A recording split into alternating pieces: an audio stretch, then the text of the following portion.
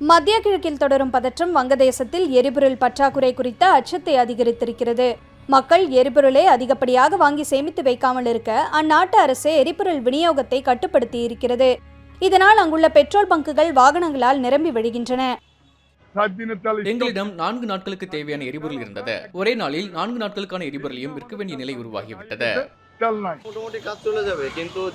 இப்போது வழங்கப்படும் எரிபொருள் நிச்சயம் போதாது.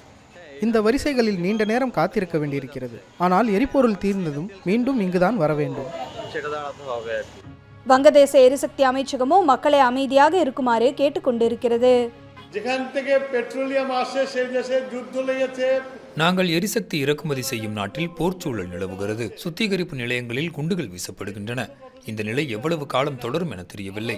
எனவேதான் எங்களிடம் தற்போது உள்ள எரிபொருளை கவனமாகவும் சிக்கனமாகவும் பயன்படுத்துமாறு மக்களுக்கு கோரிக்கை விடுத்து வருகிறோம்.